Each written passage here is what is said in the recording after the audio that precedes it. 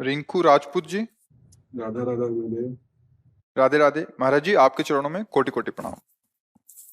महाराज जी, मैं पिछले कुछ समय से आपका सत्संग सुन रहा हूँ। अभी 5 साल से पिछले अमेरिका में WWE में रेसलर हूँ। अब माता पिता नहीं रहे इस दुनिया में, बट मन होता है कि उनकी भक्ति नहीं कर पाया। गुरुदेव, आप मेरे सपने में आए थे और नाम दिया। महाराज जी, अभी मेरे मन में ऐसा आ रहा है कि मैं अमेरिका में रह के रेसलिंग करूं या भारत आकर भक्ति करूं और भारत भूमि की सेवा करूं। महाराज जी, कुछ समझ नहीं आ रहा, आप कृपया मार्गदर्शन करें, क्या आगे का निर्णय लूं। देखो, हमारी दृष्टि में चाहे अमेरिका हो, चाहे भारत हो, या कहीं भी विश्व में, हमारे ठाकुर जी का ही सारा वैभव है।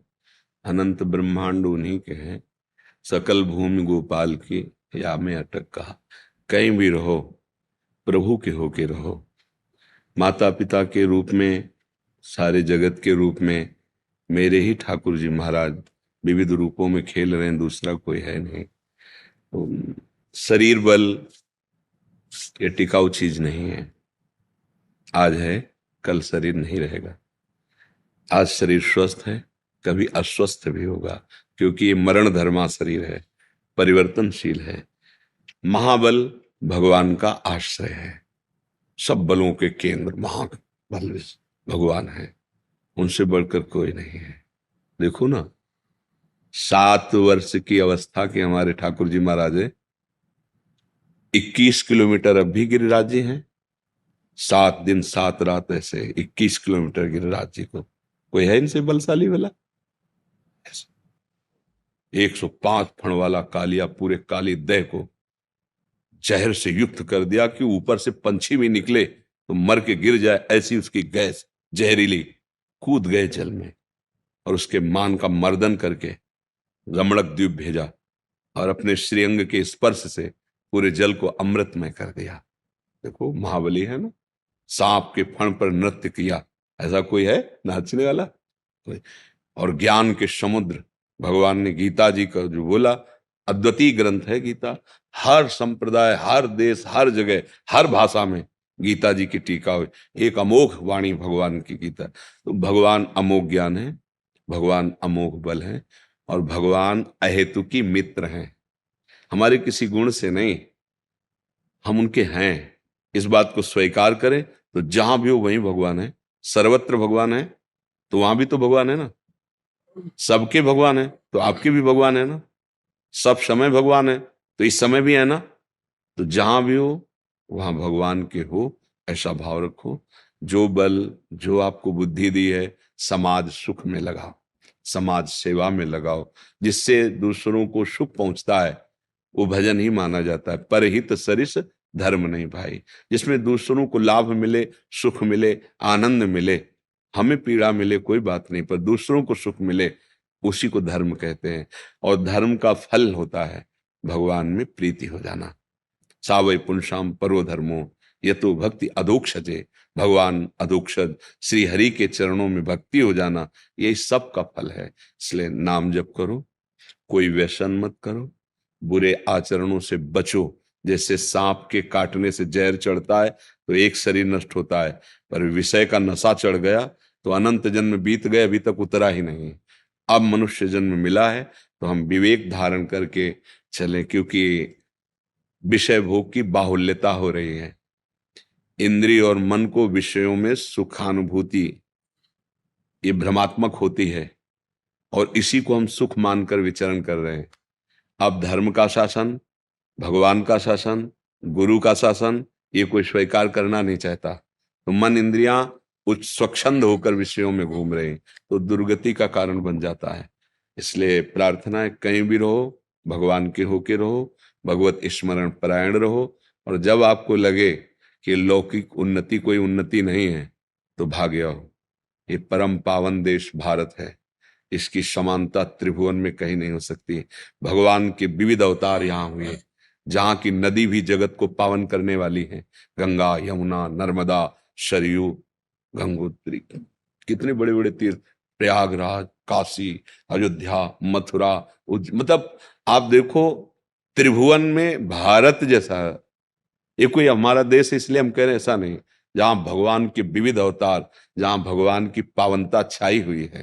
तो अगर हम भारत देश में वास करते हैं तो मानो हम बहुत बड़े तीर्थ में वास कर रहे हैं। ये हमारा देश बहुत पवित्र देश है। अब बाहरी आचरणों का अनुकरण देखो, हर जगह गुण दोष है। हमें नहीं कहते कि बाहर दोष ही दोष है, गुण है।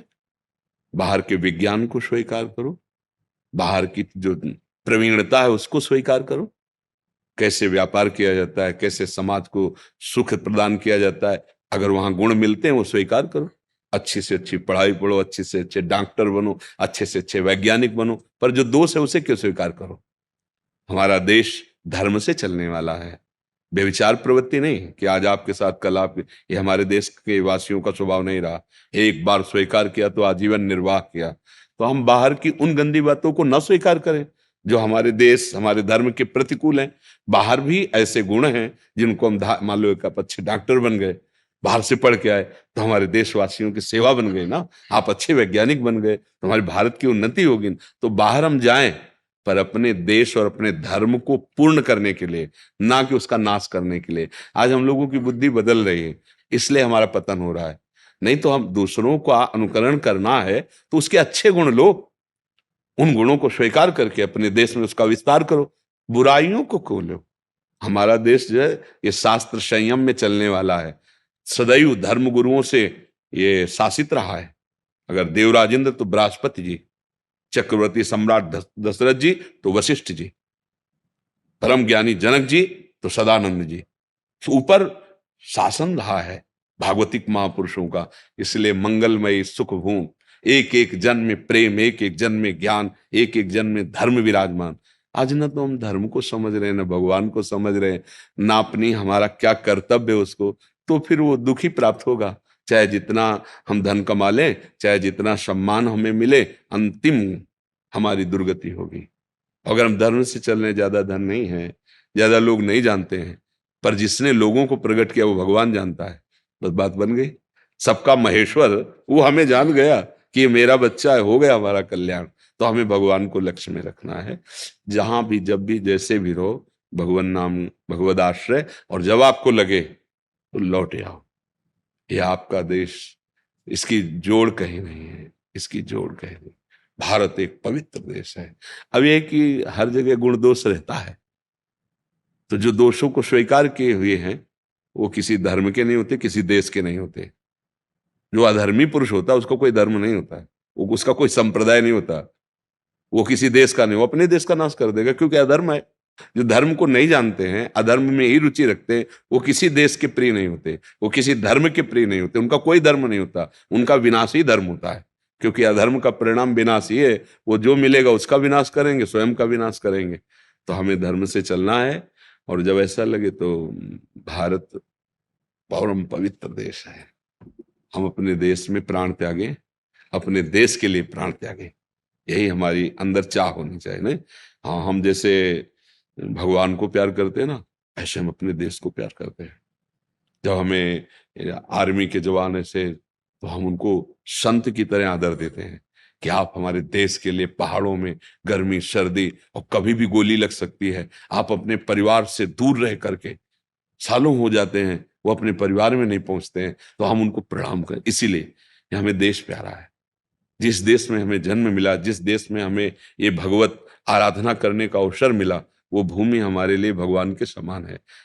अगर हम ऐसी जगह पैदा होते जहां जन्म से ही विलासिता देखने को मिलती, तो क्या हम ब्रह्मचर्य रहते, क्या हम साधना करते? हम उसी विलासिता में बह जाते। तो भगवान ने हमें ऐसे देश में जन्म मिला दिया जहां धर्म की प्रधानता है, ऐसे जनों के बीच में रखा जहां धर्म का ज्ञान होता है। इसलिए भारत देश तो महान है ही।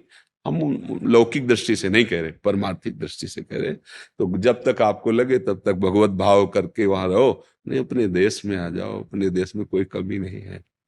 अपने घर की नमक रोटी बहुत अच्छी लगती है, दूसरा कब, जब देश प्रियता होगी तो वो एक अलग होता है। जैसे कोई तिरंगा ले और तो हमें एक गर्व होता है, ये हमारे देश का प्रतीक है, ये तो एक सुख मिलता है। ये मातृभूमि, हमारा मातृभूमि कोई गांव नगर नहीं है, ये पूरा देश हमारी मातृभूमि है, पूरा देश हमारा परिवार है।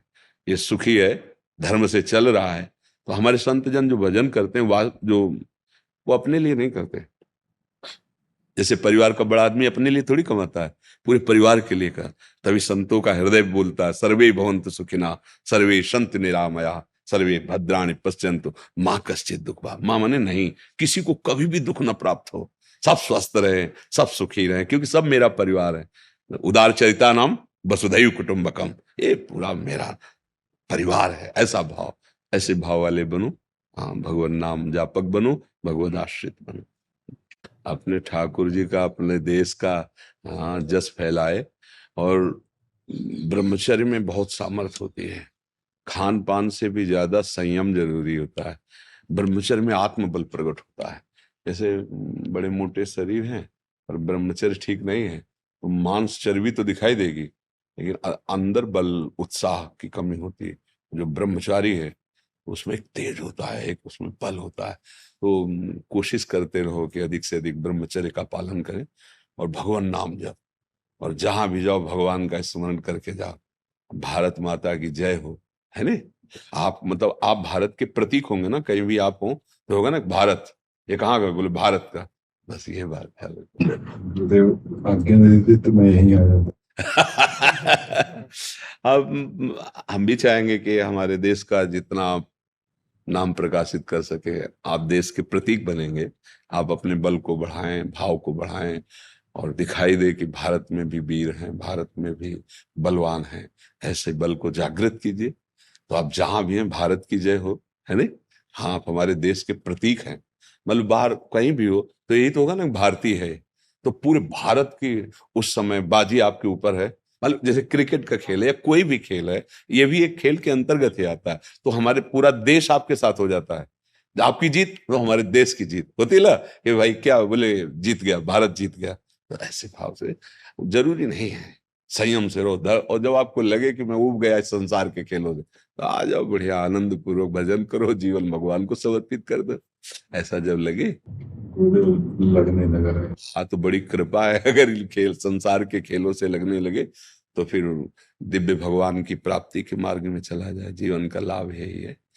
अब देख लो, आप देख लो। धन्यवाद, धन्यवाद, धन्यवाद, धन्यवाद, धन्यवाद। जय जय श्री राधे, जय जय राधा राधा राधा। करूंगा जोरों शोरों से, हाँ उसके बाद फिर हाँ समझ गया।